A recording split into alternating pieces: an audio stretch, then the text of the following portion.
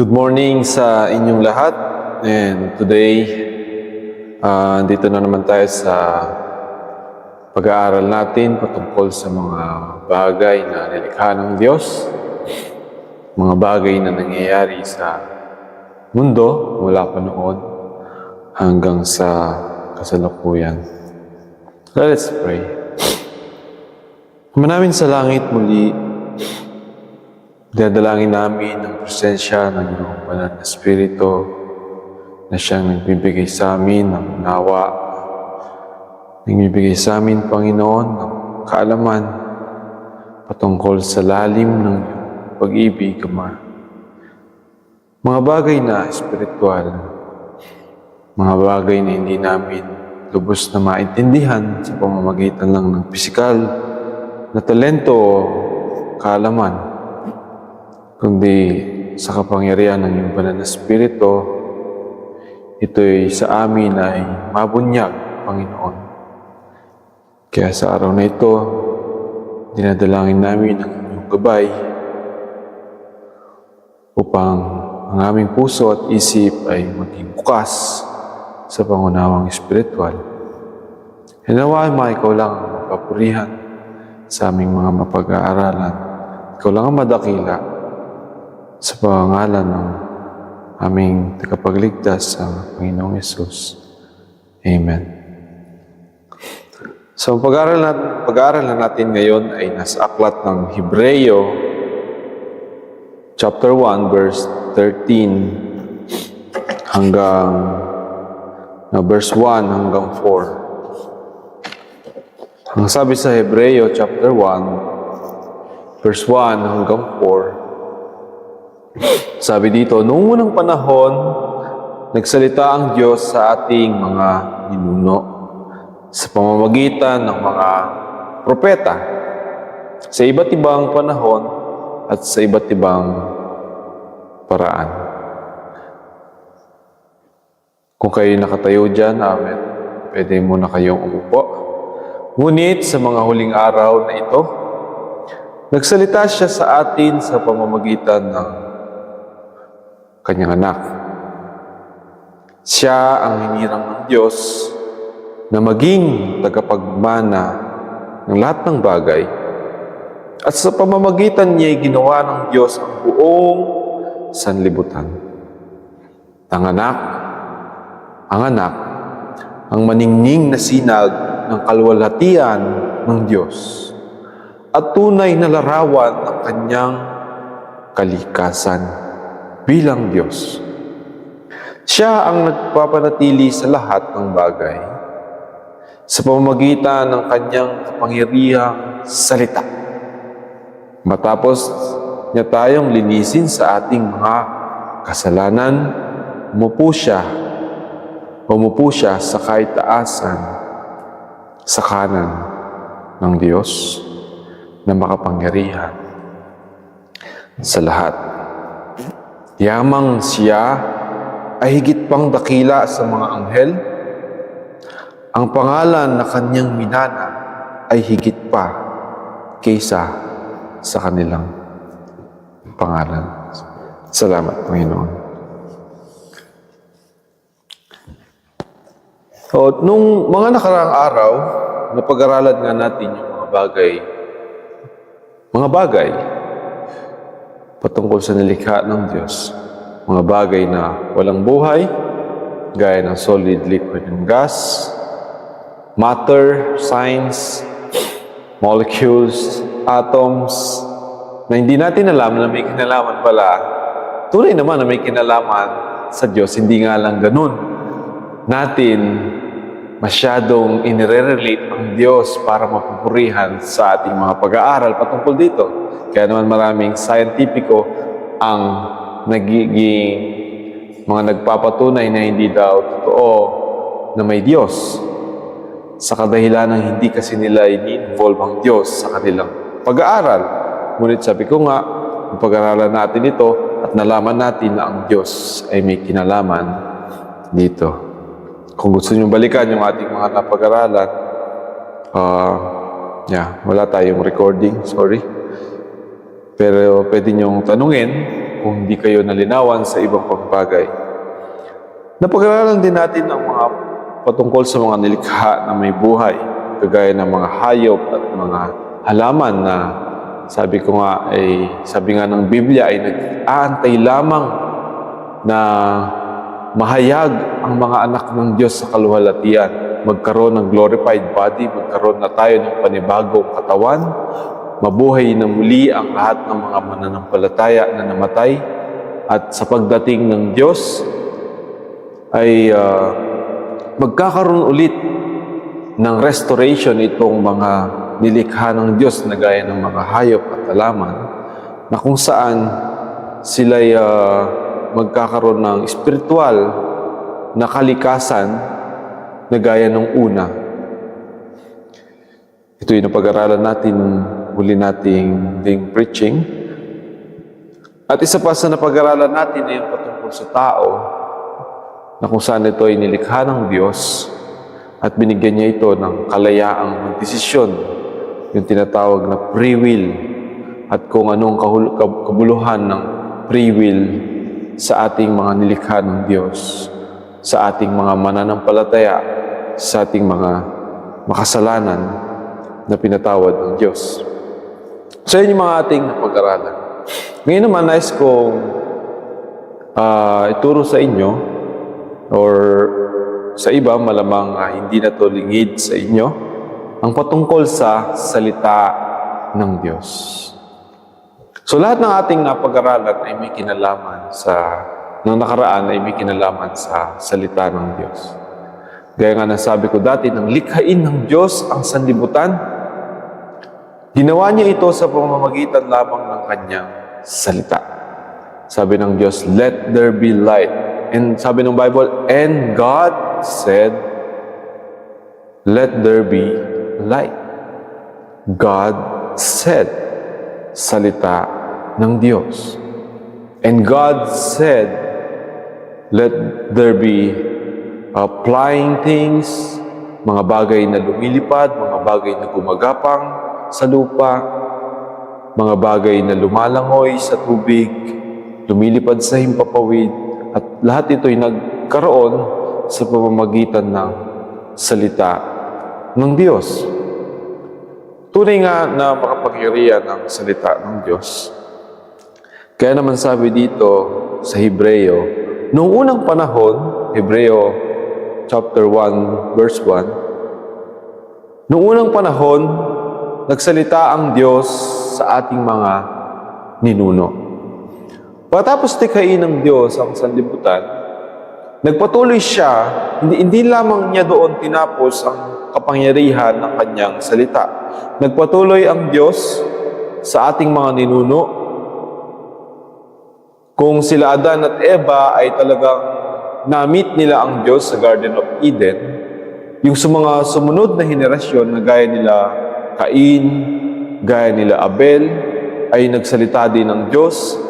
Kinausap ng Yahweh si Cain patungkol sa ginawa niya sa kanyang kapatid. Gayon din naman kay Noah, na kung saan nagsalita ang Diyos kay Noah at sinabihan nito na ang sanlibutan nga ay magkakaroon ng matinding baha, na hindi lamang lulubog ang certain part ng mundo, kundi ang buong sanlibutan sa tubig. Kaya't inutusan niya si Noah na gumawa ng arko. Gayon din naman kay Abraham, nang kausapin niya si Abraham upang maglakbay patungo sa Promised Land, na nagpatuloy nga hanggang kay Moses na kinausap din ng Diyos. At nagsalita din ng Diyos kay Moses sa pamamagitan ng isang nagliliyab na bush or halaman or puno, na kung saan nakikita nito ni Moses at doon ay kinausap siya ng Diyos. Bukod sa kinausap ng Diyos ang ating mga ninuno or ang mga propeta na nakasulat sa Bible, sa pamamagitan din ng mga propeta na ito ay nagsalita ang Diyos sa tao. Kagaya nga ni Noah, kung ang Diyos ay kinausap si Noah, Si Noah naman ay nangusap sa mga tao sa sanlibutan na itong ang bahang ito ay mangyayari. Binalaan niya ang sanlibutan na nais ng Diyos na palubugin ang buong sanlibutan. So nagsalita ang Diyos sa pamamagitan ni Noah, nagsalita siya sa mga tao. Gayon din kay Abraham, gayon din kay Moses, na kung saan nagsalita si Moses sa mga Israelita. Nagsalita ang Diyos sa pamamagitan ni Moses sa mga Israelita upang ipahayag kung ano ang kalooban ng Diyos sa buhay nila. Nagsalita ang iba pang mga propeta, gaya ni Isaiah na nagsalita patungkol sa kapanganakan ni Jesus Christ, maging ang mga Pariseo at mga Levita at that time ay nagsalita din patungkol sa mga bagay na naisipagawa ng Diyos sa kanyang kautusan.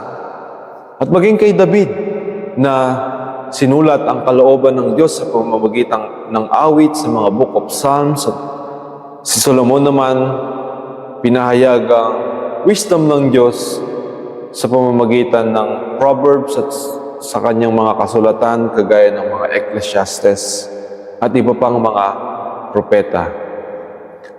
Tunay nga na ang ating Diyos ay nagsalita, sabi niya dito sa verse 1, noong unang panahon, tunay nga na ang Diyos ay nagsalita sa ating mga ninuno sa pamamagitan ng mga propeta sa iba't ibang panahon at sa iba't ibang paraan. Ngunit ngayong mga huling araw, nang si Jesus ay dumating dito sa lupa, nagkaroon ng matinding pagbabago patungkol sa salita ng Diyos. Nang likhay ng Diyos ang sanlibutan, siya ay nagsalita sa paglikha na mangusap ang Diyos sa mga propeta at sa mga tao, nagsalita siya sa pamamagitan ng mga propeta. Ngunit, nang dumating si Jesus sa sanlibutan, hindi na mismo ang Diyos ang hindi lang pangungusap ang nangyari o ang naganap sa sanlibutan, kundi ang mismong salita ng Diyos ang bumaba sa sanlibutan. Kaya na nakasulat sa aklat ng John chapter 1 verse 1 to 2. Kung babasahin natin, kung nailagay nyo dyan sa ating slides, sabi sa John chapter 1 verse 1 hanggang 2, noong simula pa lamang ay naroon na ang salita. Naroon na ang salita ng Diyos. Ang salita ng Diyos ay hindi humihiwalay sa Kanya gaya ng Kanyang Espiritu. Ang salita ng Diyos ay ang Kanyang kapangyarihan sa paglikha. Ang salita ng Diyos, ang Kanyang kapangyarihan upang mangyari ang lahat ng Kanyang kalooban. At anumang salitain ng Diyos, anumang gawin ng salita ng Diyos, ay hindi na ito nababawi pa. Kaya noong pasimula pa lamang, sabi sa John 1, verse 1, noong simula pa lamang ay naroon na ang salita, at ang salita ay kasama ng Diyos, at ang salita ay Diyos. Kasama na niya ang Diyos noong simula pa. Yan ang salita ng Diyos. Kaya nang ang salita, sabi dito sa verse 2, ngunit sa mga huling araw na ito, sabi sa verse 2 ng Hebreo chapter 1 verse 2, ngunit sa mga huling araw na ito, nagsalita siya sa ating sa pamamagitan ng anak. Talagang makapangyarihan at napakahiwaga ng mga pamamaraan ng Diyos na hindi mo maisip, hindi natin lubos maisip na ang mismong salita niya ang magkakatawang tao dito sa lupa. Sabi niya, nagsalita siya sa pamamagitan ng anak, siya ang hinirang ng Diyos na maging tagapagmana ng lahat ng bagay. Kung sa pamamagitan ng salita ng Diyos, nalikha ang lahat ng bagay, ang salita din ng Diyos ang hinirang upang maging tagapagmana ng lahat ng bagay. At sa pamamagitan niya, ginawa ng Diyos ang buong sanlibutan. Sabi sa John chapter 1, verse 14, at nagkatawang tao ang salita at tumahan sa gitna natin. At nakita namin ang kanyang kaluwalhatian gaya ng sa bugtong ng Ama. Napuspos ng biyaya at katotohanan. Diba? Napaka-amazing ng Diyos na ipinakilala niya sa atin ang kanyang sarili sa pamamagitan ng kanyang salita na nagkatawang tao. At hindi ito nagkatawang tao na para bang naghari-harian ito sa lupa, na para bang ito'y nagpamalas ng kanyang puot, nagpamalas ng kanyang kapangyarihan na kanyang kontrolin ng lahat.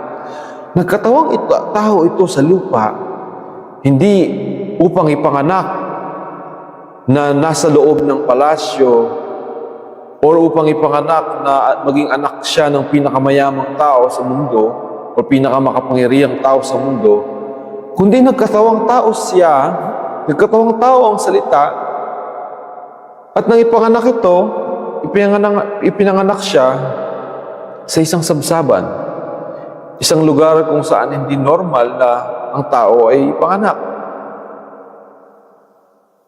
Maaari dito pinapanganak yung mga hayop, even yung normal na tao ay dinadala mo dun sa hospital para manganak, para doon ipanganak.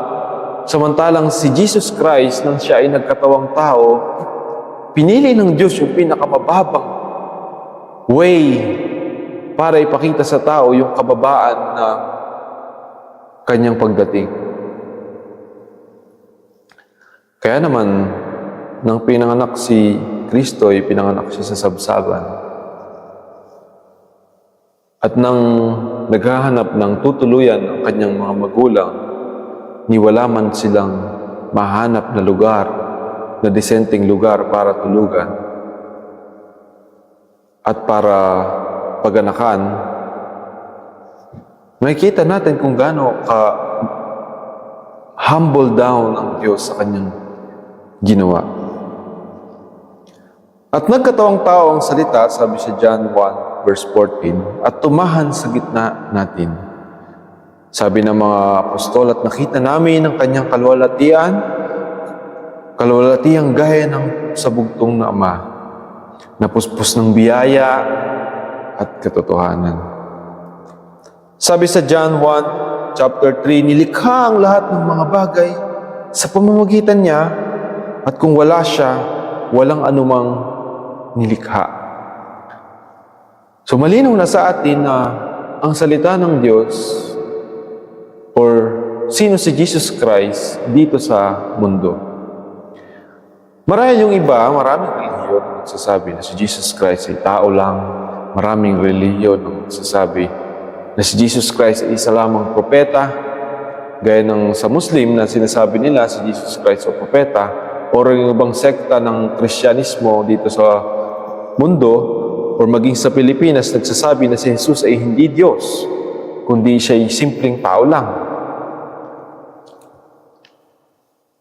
Masyado nang denigrate ng tao ang image ni Jesus Christ. Ang iba naman, sabi ko nga, kung umuukit tayo ng santo or umuukit tayo ng rebulto at inaanyuhan natin to sa image ni Jesus Christ, napaka-importante pa rin na makilala mo si Jesus Christ mismo at hindi yung pagsamba sa rebulto ang maging focus ng iyong pananampalataya. Marahil maging deboto ka ng isang rebulto ngunit wala ka nang pagkilala sa taong iyon.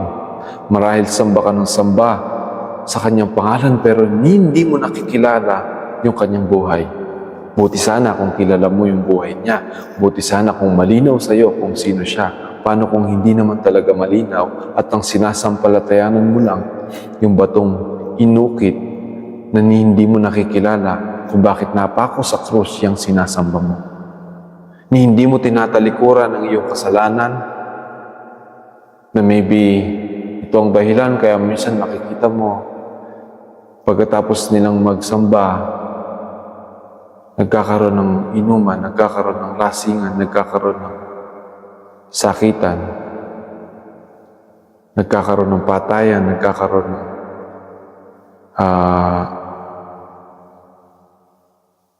mga bagay na hindi angkop, na masabi na ito'y bunga ng kanilang pagsampalataya sa Diyos o bunga ng kanilang pagkilala kay Kristo.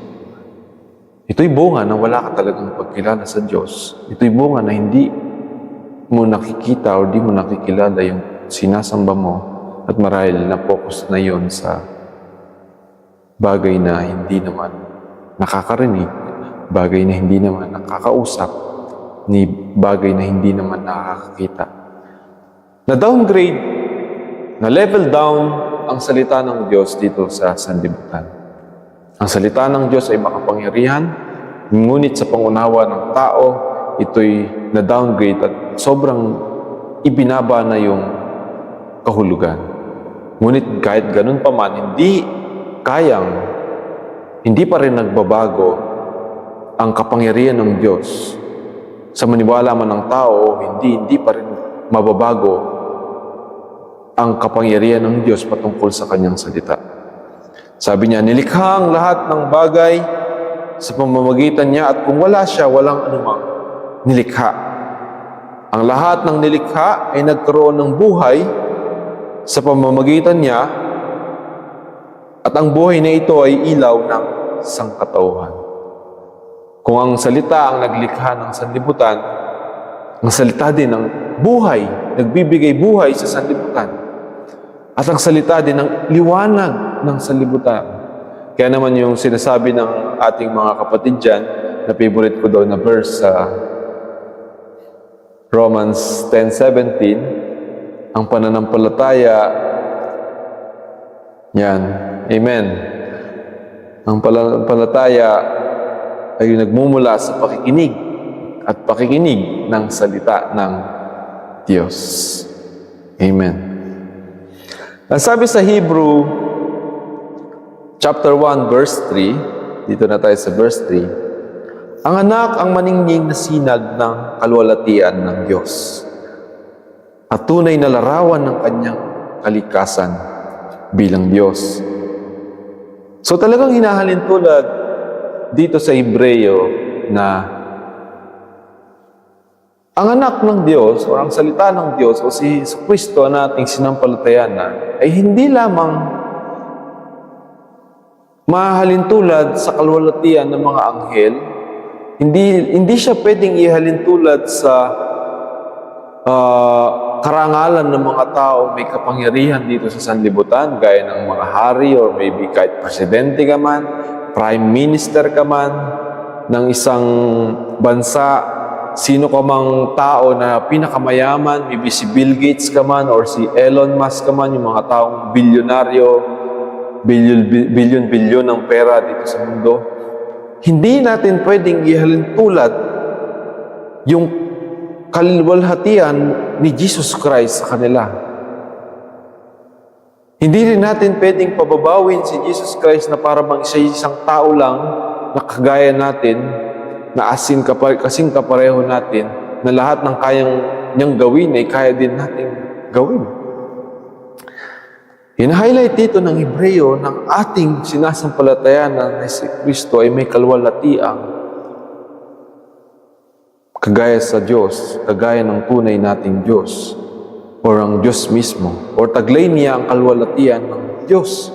Ang anak ang maningning na sinag ng kaluwalhatian ng Diyos, sabi sa verse 3, at tunay na larawan ng kanyang kalikasan bilang Diyos. Wow, diba? Yan si Jesus Christ. Yan yung ating sinampalatayanan. Yan yung salita ng Diyos. Tunay na larawan ng kanyang kalikasan bilang Diyos. Larawan ng ating Diyos. Nilalarawan ni Jesus Christ yung larawan ng Diyos mismo dito sa mundo. Kung gusto natin kilalanin ang ating Diyos, kilalanin natin yung si Jesus Christ, kilalanin natin kung sino siya dahil nilalarawan niya ang tunay na imahe ng Diyos. Siya ang nagpapanatili sa lahat ng bagay sa pamamagitan ng makapangyarihang salita. Sabi ng verse 3. Matapos niya tayong linisin sa ating mga kasalanan, umupo siya sa kaitaasan sa kanan ng Diyos na makapangyarihan sa lahat. So talagang napakatindi ni Jesus Christ pagdating sa kanyang image, pagdating sa kanyang kalwalhatian, pagdating sa kanyang taglay na karangalan dito sa mundo. Sobrang tindi na talagang hindi mo maikukumpara na kahit kanino man, ni hindi mo pwedeng pababawin, hindi mo pwedeng palitan, hindi mo pwedeng alisin yung kanyang tunay na pagkatao, tunay na kanyang image dito sa mundo. Hindi mo pwedeng baguhin, hindi mo pwedeng yung gusto mo lang na paniwalaan sa kanya, yung gusto mong mangyari. Meron siyang sarili niyang kalwalatian at meron siyang sarili niyang karangalan, meron siyang sarili niyang kapahayagan kung sino siya. At hindi yun pwedeng pababawin ng tao. Hindi pwedeng gayahin ng tao gaya ng sumisikat nga na si Apollo Kibuloy, itong pastor na taga Davao, na nagsasabi na siya daw si Jesus Christ. Na siya'y bumalik muli at siya daw ngayon si Jesus Christ dito sa mundo. Na sinampalatayan na naman ng ibang tao na punong-puno ng dilim ang kanilang mga puso. Kaya naman binulag sila ng kanilang pangunawa. Yan ang nakakatakot. Kapag bulag na bulag yung puso mo, kapag saradong-sarado yung isip mo sa mga bagay na wala naman talagang malinaw na kahit ikaw mismo hindi mo maipaliwanag or kahit ikaw mismo ayaw mong intindihin dahil lang maybe nakalakihan mo yung isang relihiyon, madali kang mabubulag ng kung ano man or madali kang masisilaw. Maybe kung ang sabihin ng isang relihiyon, pag sumanib ka dito, pag umanib ka sa kanilang relihiyon, umanib ka sa kanilang relihiyon, ay makakatanggap ka ng maraming pagpapala. Or maybe nakakakita ka ng privileges mo dun sa relihiyon na yon, kaya ka nandoon, kaya ka sumasali doon. Or maybe nakagisnan mo yung tradisyon, tumanim na sa puso at isip mo kahit mali, dahil masaya, dahil may alak, or dahil napiplease yung iyong laman, napiplease yung iyong kasalanan, hindi mo kailangan mag-repent, hindi mo kailangan magbago, hindi mo kailangan ma-realize sa sarili mo na may mali sa buhay mo, na ang alam mo, mabuti ka, na ang alam mo ay makakarating ka sa langit, na ang alam mo ay mabait ang Diyos mo, hindi siya nagpaparusa, hindi siya paparusahan yung mga kasalanan na iyong nagawa. Binulag ka ng iyong sariling pangunawa, binulag ka ng iyong sariling kadiliman, binulag ka ng sarili mong puso na ang tanging makakapagbukas lang sana ay yung salita ng Diyos na marinig mo, na mai-preach sa iyo upang sumampalataya ka, gaya nga sabi ko, faith comes by hearing and hearing the Word of God. Yung sanang salita ng Diyos na magbibigay kalakasan o magbibigay sa iyo ng totoong pananampalataya. Yung iba, dahil matigas yung kanilang puso, yung salita ng Diyos na magiging kalakasan nila sana, magiging pananampalataya nila sana, naging hatol sa kanila. Naging judgment sa iyo yung salita na iyong narinig. Napakahirap, di ba? Na parang darating yung araw, itong salita ng Diyos, itong ating Panginoong Hesukristo, ang salita ng Diyos ay muling babalik dito sa mundo. At sa kanyang pagbalik, yung salita niya, yung kanyang role, ay upang hatulan ng sanlibutan. Mabuti pa sana na nakinig ka na lang ng kanyang salita at ikay sumampalataya, hindi mo tinigasan yung puso at isip sa mga bagay na puro naman kasinungalingan, na hindi mo kayang tanggapin, hindi mo kayang aminin sa sarili mo na ito'y totoo. Alam na nila na ito'y totoo. Alam na nila na merong mali.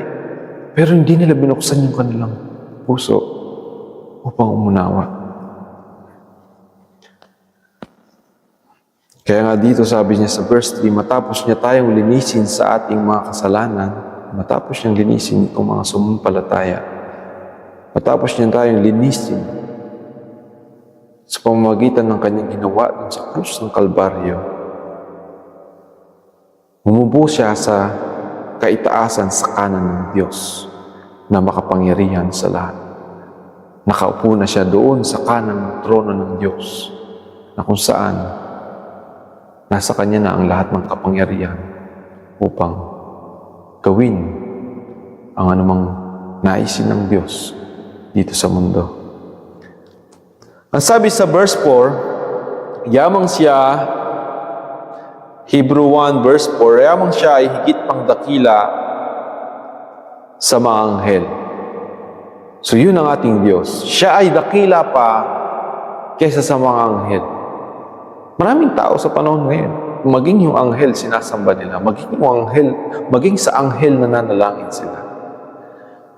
Alam ba natin na nang magrebelde yung mga anghel sa Diyos, itong mga anghel na ito na nagrebelde, ihinulog ng Diyos dito sa lupa. At itong mga anghel na ito na hinulog ng Diyos sa lupa, ito yung mga sa unang panahon noon ay tinawag ng mga tao na Diyos-Diyosan. Nananalangin sila sa mga anghel na to. Nananalangin sila sa iba't ibang Diyos-Diyosan na yan upang makamtan nila ang kanilang mga kagustuhan. Nag-aalay sila, nagsasakripisyo sila even ng tao, even ng mga inosenteng bata, gamit ang dugo, ang purity, gaya nga ng nais ng Diyos ay ginagawa nila ng tao para sa mga anghel na to upang makamtan yung kanilang mga nais na mangyari. Nakakatakot na malalaman mo na even yung mga anghel sa langit, gaya nila Michael, or maybe Gabriel, or maybe Nathaniel, or iba pang mga anghel, ay sinasamba rin ng mga tao, even ng mga ibang Kristiyano dito sa mundo. Naniniwala sila na kapag nanalangin ka dito sa mga anghel, ay mananalangin ang mga anghel kay Jesus, at si Jesus ay mananalangin sa Diyos, or even sa mga santo ay nananalangin din ang mga tao. Napakahirap na masyado nating kinocomplicate yung ating pananampalataya. Napakahirap na hindi natin nalalaman, na hindi natin tinatanggap na nagsisinungaling tayo or nilalapastangan natin yung kalooban ng Diyos sa ating buhay o sa kanyang tunay na pagsamba sa Kanya. Kung gusto ng Diyos sa pangalan lang ni Jesus, doon ka mananalangin, huwag kang mananalangin sa iba pang bagay o sa pamamagitan ng pangalan ng ibang pang bagay. Hindi mo pwede sabihin, sa pangalan ni San Miguel, mangyayari ito, mananalangin ako sa Kanya, magiging devoto ako sa Kanya, mangyayari yung nais kong ipanalangin at itong anghel na ito ipapanal. Matakot tayo dahil yung mga anghel na inulog ng Diyos sa lupa ay mga anghel din ito dati na noon ay sinamba ng tao, naging Diyos-Diyosan. Gumagawa tayo ng Diyos-Diyosan, gumagawa tayo ng sarili nating idolatry sa pamamagitan ng maling pagsamba. At lalo nating ulit pinapababaw yung kapangyarihan ng salita ng Diyos na hindi mo pwedeng na ayaw ng Diyos na pababawin mo. Ibinigay niya yan, inilagay niya yan dyan, ginawa niya na nga madali, sinugo na nga niya yung kanyang anak to the point na ipinanganak ito sa sabsaban, ito'y nagpakumbaba, ito'y napako sa krus, and yet, anong gagawin ng tao? Mananalangin pa siya sa isang bagay na, alam niyo, parang sobrang complicated mag-isip ng tao. Sobrang complicated ng nilalaman ng puso ng tao. Bunga lang lahat yun ng nilalaman ng heart mo eh. Minsan nakala mo yung laman ng heart mo mabuti. Oo, yung panalangin mo mabuti. Oo, maybe may pinapanalangin ka na gusto mong gumaling na nasa hospital. Maybe may pinapanalangin ka na magkaroon ng restoration o magkaroon ka ng salvation doon sa sitwasyon mo. Kung krimen ba yan or sakuna ba yan. Pero manalangin tayo ng tama. Nag-aabang lang yung Diyos sa atin, nag-aantay lang yung Diyos sa atin. Kung tutusin, even yung mga bagyo, even yung mga sakuna na nangyayari sa Pilipinas, nag-aantay lang yung Diyos na manalangin sila. Pero alam ng Diyos na kapag ang tao ay nanalangin, hindi sa Kanya. Kaya parang, bakit dyan kayo nananalangin? Bakit dyan kayo lumalapit? Heto ako. Manalangin kayo sa akin. Ayan na. Inaabangan ko lang kayong manalangin. Sige na, lumapit na kayo, manalangin kayo. Pero ang tao, pilit pa rin mananalangin sa iba. At kapag tinugon ng Diyos, yung panalangin nila sa iba, mas nakakatakot. Dahil yung instead ng Diyos ang mapupurihan, yung kanilang sinasampalatayan, yung kanilang dinadalanginan ng Diyos-Diyosan, yun ang mapupurihan. Parang, in the end, sasabihin ng tao, sisisihin ng tao ang Diyos, bakit niya nilagay itong sakuna na to? Bakit hindi niya tayo niligtas? Bakit hindi siya gumawa ng paraan kung siya'y makapangyarihan? Yet, ang laman ng puso ng tao, ang laman ng kanilang mga panalangin, ay dito sa kanilang mga Diyos-Diyosan. Kaya sabi dito sa Hebrew 1, chapter 4, yamang siya ay higit pang dakila sa mga anghel. Huwag natin dakilain ng ibang bagay na hindi naman natin dapat pinupuri. Hindi naman natin dapat dinadakila o dinadalanginan. Ang pangalan ng kanyang minana ay higit pa kaysa sa kanilang pangalan. Sabi ng Hebrews 1, verse 4. Upang maging malawak yung ating pangunawa patungkol sa mga anghel, nais kong dagdagan o ituloy itong mga nakasulat. Itong una nating pinag-aralan,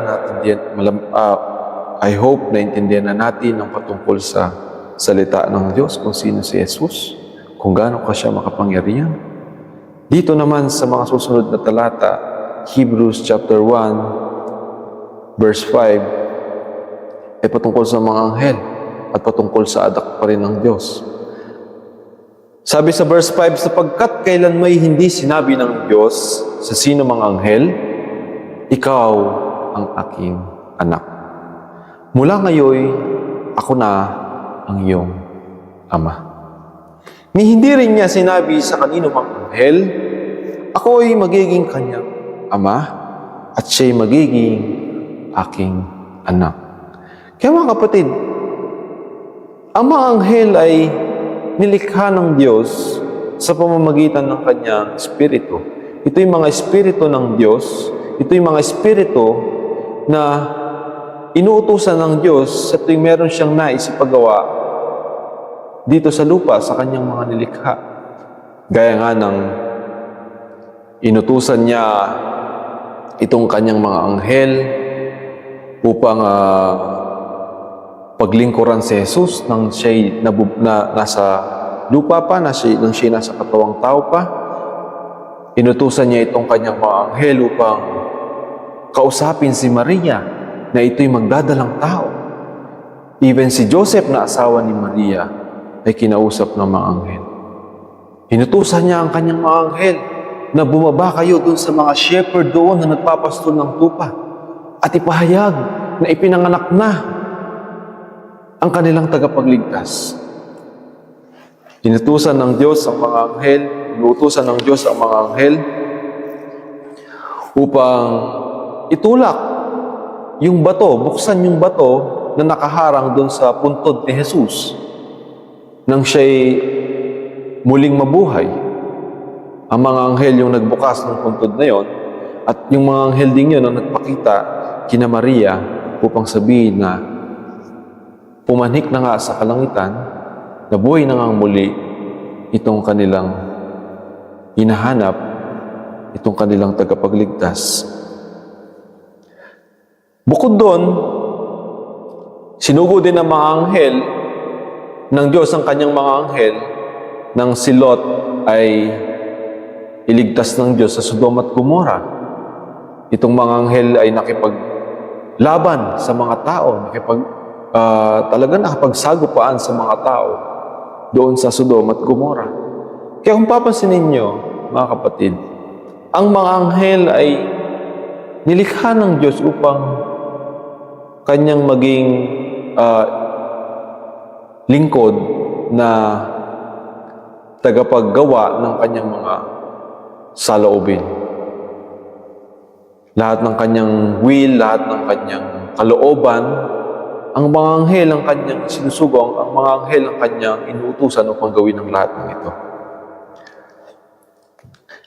Kaya sabi niya, at nang isusugo na ng Diyos ang kanyang panganay na anak, sabi sa verse 6, sa sanlibutan, ay sinabi niya, dapat siyang sambahin ng lahat ng mga anghel ng Diyos, sabi sa Hebrew 1 verse 6. At nang isusugo na ng Diyos ang kanyang panganay na anak, sa sanlibutan ay sinabi niya, dapat siyang sambahin ng lahat ng mga anghel. Sabi sa Hebreo chapter 2, verse 7 to 9, siya'y ginawa mong mababa kaysa mga anghel, si Jesus Christ, ang tinutukoy dito. Nang sandaling panahon, siya'y pinutungan mo ng kalawalatian at karangalan at siya'y nilagay mo sa ibabaw ng mga gawa ng iyong mga kamay. Pinasakop mo ang lahat ng bagay sa kanyang mga paanan. So talagang ine-exalt ng Diyos ni Yahweh itong si Jesus Christ, itong kanyang anak, na higit pa, although siya'y nagkatawang tao, although siya'y naging mas mababa kaysa sa mga anghel sa pamamagitan ng pagkakatawang tao, hindi niya pa rin inaalis kung ano yung kung sino si Jesus Christ dito sa mundo. Kung sino si Jesus Christ dito sa ating lahat. Sabi sa Hebreo chapter 1, verse 7, sa verse 7, tungkol naman sa mga anghel ay sinabi niya, ginawa niyang hangin ng kanyang mga anghel at ningas ng apoy ang kanyang mga lingkod. So itong mga anghel nga ay talagang mga lingkod lang ng Diyos. Sila nilikha na merong free will, pero yung free will nila ay limited dun sa pagkakalikha ng Diyos sa kanila. Kung si Gabriel ay nilikha ng Diyos upang maging mensahero, si Michael naman ay nilikha ng Diyos upang maging general ng kanyang mga kawal, ng kanyang mga anghel. Hindi pwedeng maging general si Gabriel kung siya isang messenger at hindi rin naman pwedeng maging messenger si Michael kung yun ang tinalaga ng Diyos sa kanila. Meron silang free will at ang free will nila ay limited dun sa domain, dun sa pagkakalikha ng Diyos sa kanila at sila nga ay mga espiritu ng Diyos na kumikilos ayon sa pagkakalikha ng Diyos sa kanila. Hindi gaya ng tao na mayroong kaalaman patungkol sa mabuti at masama na pwede natin gawin yung kung ano mang nais natin gawin. Pwede tayong maging ganito o pwede tayong maging ganyan. Pwede tayong kung ano man ang nais nating isipin. Ginawa niyang hangin ang kanyang mga anghel at hingas ng apoy ang kanyang mga lingkod. Sabi sa verse 8 and 9, Hebrew 1 verse 8 and 9, ngunit tungkol sa anak ay sinabi niya, ang iyong trono, O Diyos, ay magpakailan paman, ikaw ang maghaharing may katarungan. So dito sinabi ng Ama, sinabi ng Ama kay Jesus Christ sa kanyang anak, ang iyong trono, O Diyos. Kaya naman, minsan nagtatanong yung ibang mga relihiyon o yung ibang mga taong hindi naniniwala sa Diyos. Saan sa Biblia sinabi ni Jesus Christ directly na siya ay Diyos? Kung tutusin, directly sa Bible, walang sinabi si Jesus Christ directly na siya ay Diyos. Pero, ang Diyos mismo, ang Ama mismo, ang nagsabi na siya ay Diyos. Kaya nga sabi dito sa verse 8, ngunit tungkol sa anak ay sinabi ni Yahweh ng Ama, ang iyong trono, O Diyos, ay magpakailan paman. Ikaw ay maghaharing may katarungan. Katarungay iyong mahal sa masamay na mughi. Kaya naman ang iyong Diyos, sabi ng Ama, ang iyong Diyos, tanging ikaw ang pinili, higit sa sino mang hari, kagalakang natatangi. Alam ko sa translation na iba, talagang nilinaw sa English, lalo na sa English, ay talagang nilinaw itong pagkakasabi ng Ama na si Jesus Christ ay Diyos. Sabi sa verse 10, Panginoon, sinabi pa rin niya, Panginoon, nang pasimulay nilikha mo ang sanlibutan. Sinabi pa rin ng Ama sa Anak, Panginoon, nang pasimulay nilikha mo ang sanlibutan at ang mga kamay mo ang siyang gumawa ng kalangitan. Maliban sa iyo, lahat ay lilipas at tulad ng damit, lahat ay kukupas. At ililigpit mong gaya ng isang balabal at tulad ng damit, sila'y papalitan. Ngunit mananatili ka at hindi magbabago, walang katapusan ang mga taon mo. Imagine, Jesus Christ is an eternal being that is not an angel, or hindi siya simpleng tao lang, pero siya ay may eternal state na nung pasimula pa ay naroon na ang salita. Kaya naman talagang napakalinaw na ang Diyos mismo, wait a minute,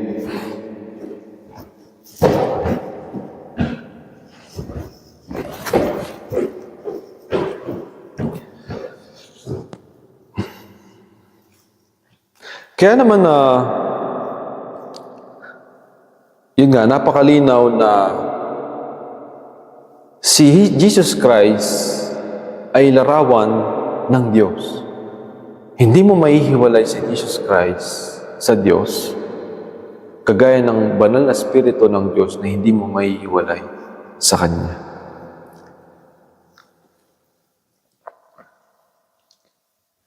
Sabi pa sa Hebrew 1 verse 13, kailan may hindi sinabi ng Diyos sa sino mang anghel, maupo ka sa kanan ko hanggang lubusan kong mapasuko sa iyo ang mga kaaway mo. Sabi sa verse 14, ano ang mga anghel?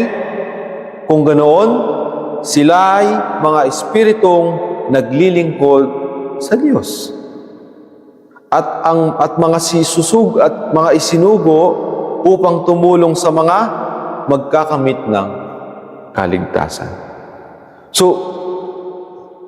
bukod sa ang mga anghel ay naglilingkod sa Diyos, isinugo din ng Diyos ang mga anghel upang tumulong sa mga magkakamit ng kaligtasan. Kaya naman, hindi natin alam na tayong mga mananampalataya ay meron kakayahang utusan ang mga anghel based sa ating mga panalangin kay Jesus. Kung tayo'y nananalangin kay Jesus ng kagalingan, si Jesus mismo, ang Diyos mismo, ang mag-uutos sa kanyang mga anghel upang bigyan ng lunas yung ating mga karamdaman. Or maybe kung ano man yung sitwasyon natin sa araw-araw, kung nais mo, manalangin kayo ngayong araw na to, Lord, ingatan mo nawa ang aking buhay, magta-travel ako ng malayo, wag nawa akong maaksidente, hindi mo nalalaman na ang Diyos mismo ang nag-uutos sa kanyang mga anghel upang bigyan ka ng proteksyon sa mga paraang hindi mo napapansin. Sobrang limitado madalas ng ating perspective pagdating sa pananalangin na para bang itong mga himala na ito ay posibleng mangyari.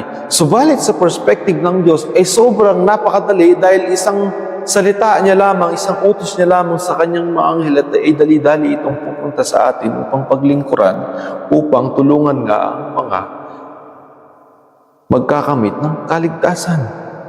Kaya nga sabi niya dito, at mga isinugo upang tumulong sa mga magkakamit ng kaligtasan. Wow! Di ba? Parang nakaka-amaze.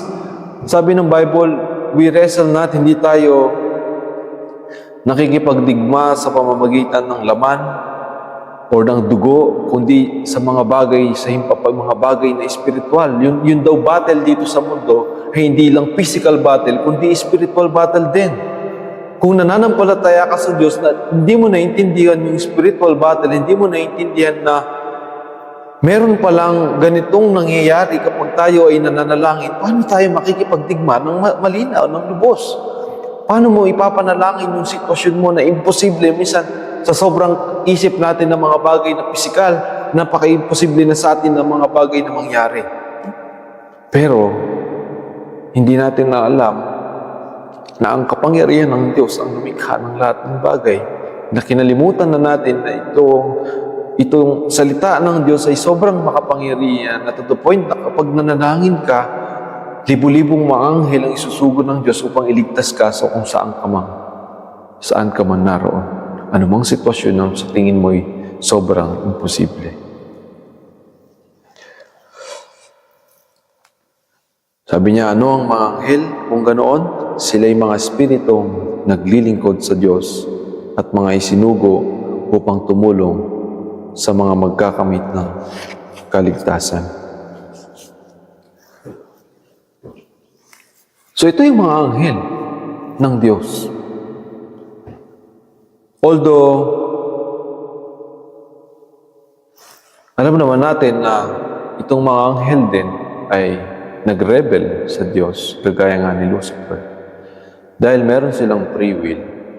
Although hindi pa rin sila makakaligtas, anytime na i-command ng Diyos na ito ang kanilang gawin, hindi nila yun kayang baguhin. Gaya nga nung sitwasyon sa Biblia na kung saan si Jesus ay may nasalubong, kasama ng kanyang mga disipulo, may nasalubong silang isang tao na sinasapian ng demonyo. Hindi lang isang demonyo yung nakasapi sa kanya, maybe more than 30 or 50 demons yung sumapi dun sa loob ng taong yun. Tumakbo ito sa harapan ni Jesus at nagtangkang batuhin si Jesus. Sabi sa kanya, lumayo ka sa amin. Tinanong siya ni Jesus, sino ka? Sabi niya, hindi ako isa. Isa kaming legion. Sabi niya, legion ng mga demonyo na sumapi sa isang tao. Sabi ng demonyo sa kanya, huwag mo kong dalhin sa kailaliman. Bakit natatakot ang demonyo kay Jesus na dalhin siya sa kailaliman? Dahil ba alam niya na siya ay Diyos? Dahil ba alam niya na itong si Jesus ay totoo? Hindi lang siya natatakot dahil sa isang bagay na hindi niya nauunawaan. Natatakot siya dahil nauunawaan niya na sa isang salita lang ni Jesus, sa isang command lang ni Jesus, sa isang command lang ng salita ng Diyos, wala siyang magagawa kundi sumunod dahil sila ay nilikha upang sumunod sa anumang utos ng Diyos. Yan ang kanilang pagkakalikha. Anything na iutos ng Diyos sa kanila, kahit na mag-rebel pa sila na mag-rebel dito sa lupa, kahit pa magpakalat sila ng magpakalat ng kasamaan dito sa mundo, pag ang Diyos ang nag-utos sa kanila, wala pa rin silang magagawa. Kaya ginagawa nila yung kanilang mga nais, pero lingid doon, hindi nila matatakasan ng Diyos. Nang sinabi ni Jesus doon sa sinasapian, sumapi ka, sabi ng sinasapian sa kanya, doon na lang sa mga biik, doon na lang sa mga baboy na yun, doon mo ko dalhin, wag sa kailaliman. Tinuro ng Diyos sa mga biik at umalis ang mga demonyo sa katawan ng tao na yun at sumapi doon sa mga baboy. Just imagine how powerful is the command of God to these angels. Or even Lucifer, nung siya'y nag-rebel, bago niya galawin itong mananampalataya ng Diyos na si Job, umakyat muna siya sa langit at nagpaalam sa Diyos na bago niya gawin ang anumang nais niyang gawin kay Job, nilimitahan ng Diyos yung pwede niyang gawin kay Job. Sige, tanggalin mo lahat ng kayamanan, huwag mo lang siyang sasaktan. Sabi sa Book of Job, makikita mo kahit wala yung mga kayamanan na yan, sasampalataya pa rin sa akin yung taong yan dahil siya'y tunay na tapat. Sabi ni Lucifer, hindi. Dahil lang binigyan mo siya ng maganda at marangyang buhay, makapangyarihan, binakuran mo yung kanyang paligid, pinaganda mo, kaya yan sumasampalataya. Tignan mo man, pag nawala yung mga yan, susumpain ka niya sa kanyang buhay. Pero nang tanggalin ni Yahweh, ni Lucifer yung kanyang mga kayamanan at nawala ito sa isang iglap, tunay pang sumampalataya itong si Job kay Yahweh. Humiling si Lucifer na bigyan mo siya ng sakit, bigyan mo siya ng maraming ketong, sumpain mo siya. Inalaw ng Diyos na gawin ito ni Lucifer sa kanya. Nanampalataya pa rin si Job. Kaya makikita nyo dito na kahit si Lucifer ay nag-rebel sa Diyos, hindi pa rin niya maliligtas, hindi pa rin siya makakaligtas sa command ng Diyos. Sa aklat ng Jude 1 verse 6, at ang mga anghel na hindi nanatili sa kanilang dating kalagayan, kundi iniwan ng kanilang tinatahanan, inilaan ng Diyos sa walang hanggang tanikala sa ilalim ng kadiliman para sa dakilang araw ng paghukom. Yan ang nakasulat sa Jude 1 verse 6. Ang mga anghel na hindi nanatili, meron silang domain, meron silang posisyon, meron silang assignment sa Diyos. Iniwan nila yung mga assignment na yon upang gawin yung kanilang nais gawin. Ang mga anghel na to, ang karamihan, ang iba sa mga anghel na to, especially yung merong mga talagang posisyon na matataas, ay ikinadena ng Diyos sa ilalim, sa kailaliman upang at nag-aantay na lamang ng araw ng paghatol.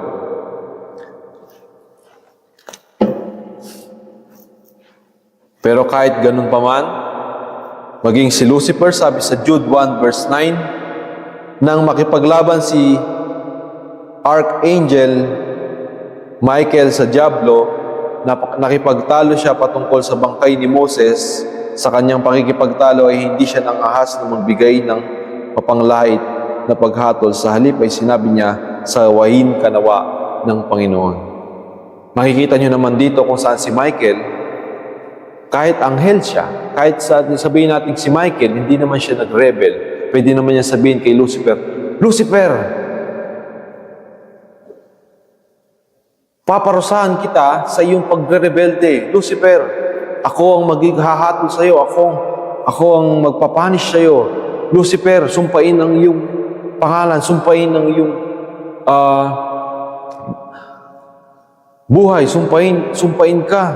Hindi ginawa ni Michael yung bagay nito dahil alam niya na siya isa ring anghel. Dahil alam niya na si Lucifer, maging ito'y nagrebelde, ay isa pa ring under pa rin doon sa command ng Diyos hanggat hindi dumating yung araw ng pag-uukom. Kaya maging siya ay walang karapatang humatol. Kung titignan ninyo, pareho silang anghel pero wala silang karapatang humatol sa isa't isa. Not unless, kagaya ni Lucifer ay nagrebelde at ginagawa ang nais niya gawin. Sabi sa Job, yung kanina nga sabi sa Job 1 verse 12, yun nga, napag-aralan na natin kung saan si Satanas ay pinahirapan si Job. Sabi naman sa 1 Corinthians 6 verse 3, hindi ba ninyo nalalaman na tayo ang hahatol sa mga anghel? Gaano pa kaya ang mga bagay tungkol sa buhay na ito? Ang daming mga bagay dito sa mundo na to na minsan ang tao, tayong mga sumasampalataya, hindi natin kayang hatulan, hindi natin kayang alamin kung ano yung dapat nating gawin. Ang daming mabubuting bagay na tinuro sa atin ng Diyos na nilinaw niya na ito yung dapat nating gawin. Yan yung dapat niyong gawin. Pag meron kayong alitan, pag meron kayong problema, ito yung dapat ninyong gawin. Malinaw sa inyo yan dahil kayo mismo, sabi dito, hindi ba ninyo nalalaman na tayo ang hahatol sa mga anghel? Tayong mga mananampalataya ang hahatol sa mga anghel ang magbibigay sa kanila, ko-command sa kanila sa kung anong dapat nilang gawin at anong tamang dapat nilang gawin. Tayong mga mananampalataya ang nakakaalam nun at maggagawa, ang nakaatas na gawin yun. Pagdating ng araw, pagdating ng muling pagkabuhay, miwi tayo rin na magiging judgment sa mga anghel na nagrebelde. sa Diyos. Imagine such wisdom na meron ka para i-judge yung isang anghel na libu-libong taon na ang edad na nabubuhay samantalang tayo dito sa lupa ni hindi pa tayo maabot ng 100 years old. Yet, sa pagsampalataya natin kay Jesus Christ, we are made to be judges of these angels in the resurrection. Sabi pa sa Ephesians 6 verse 12, sapagkat hindi tayo nakikipaglaban, na binasa ko kanina, sa mga tao kundi sa mga pinuno, sa mga may kapangyarihan, sa mga tagapagmana ng kadilimang umiiral sa sanlibutan ito, sa mga hukbong espiritual ng kasamaan sa himpapawid. So talagang there is a spiritual battle in this world in which dapat na maging malinaw sa ating mga mananampalataya. Ito yung salita ng Diyos, binigay sa atin ng Diyos, nagkatawang tao ang kanyang salita, dumating sa atin si Jesus Christ, sumampalataya tayo sa Kanya, hindi lang ito para sa pagpapatawad ng ating kasalanan, kundi para sa buong pamumuhay natin bilang mga mananampalataya.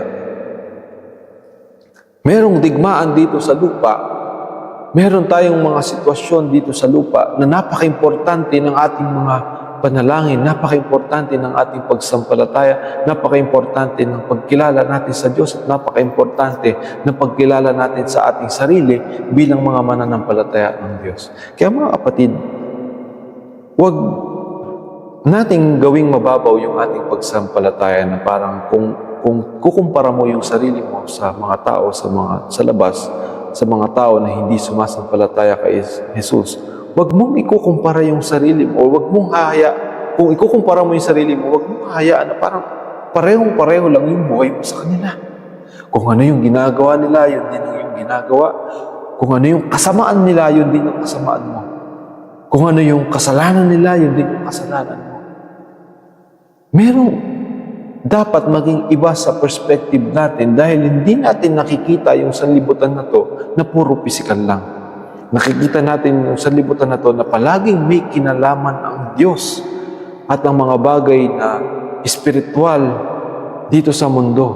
Kung may nangyayaring kasamaan dyan, may balitaan mo, merong taong na-rape dyan, may babaeng na-rape dyan, expect mo na merong mga espiritual na kadilimang na kumiiral dito sa mundo na nangyayari behind those things na hindi natin nakikita.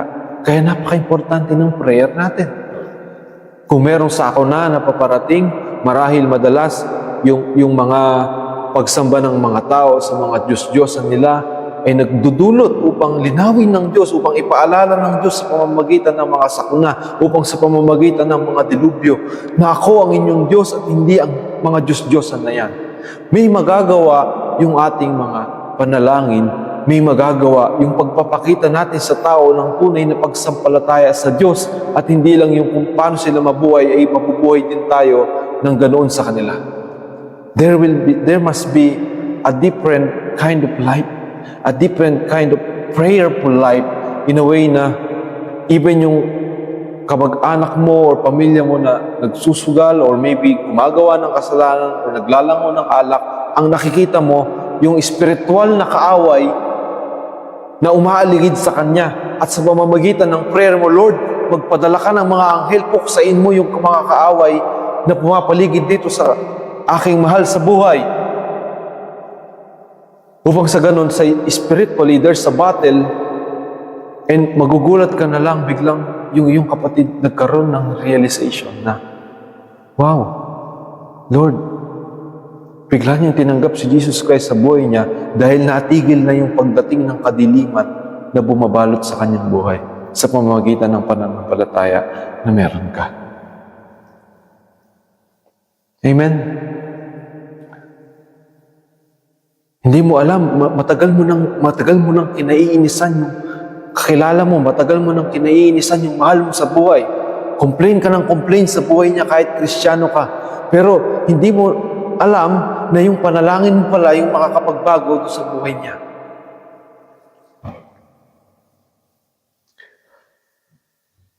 And after you pray, comes the change. sa paligid mo, sa lahat ng ginagawa mo, comes the change. Changes na kahit ikaw mismo hindi mo kayang marating kung hindi mo dinala sa panalangin. Dahil habang nananalangin ka, maybe thousands of angels ang sinusubo ng Diyos upang suportahan yung panalangin. There is a spiritual battle. Kaya nga napaka-importante na mamuhay tayo ng matuwid sa pangalan ni Kristo. Napaka-importante na lagi ka nagre-repent. Napaka-importante na lagi mong nalilinis yung laman ng iyong puso.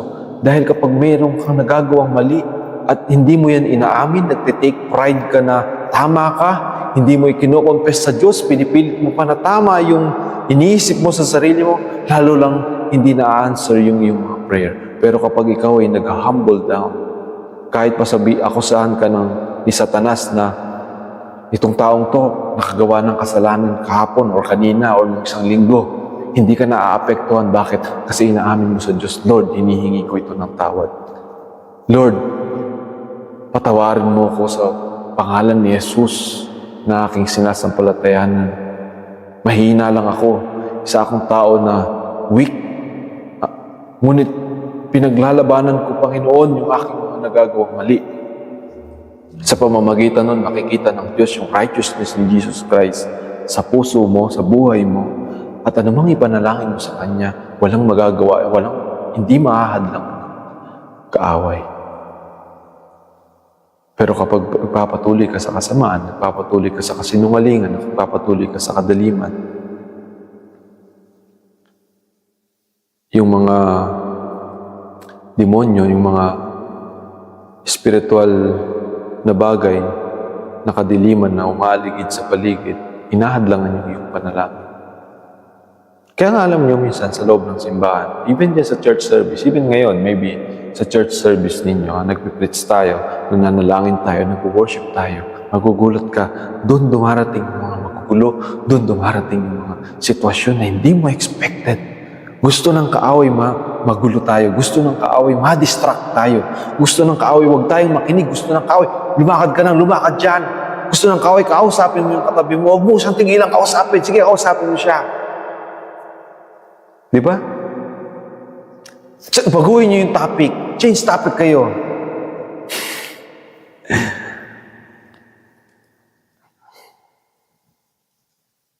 Payakin mo yung mga bata.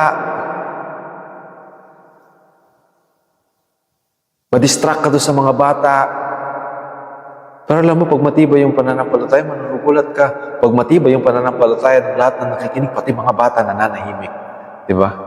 Pati mga bata, lahat sila silent. Pero pag may isa dyan na matanda, distracted yung kanyang faith, ayan na, yung mga demonyo, siya yung ginugulo. Nakikita mo lahat ng bata, kakagulo din. Dalang-dala lahat.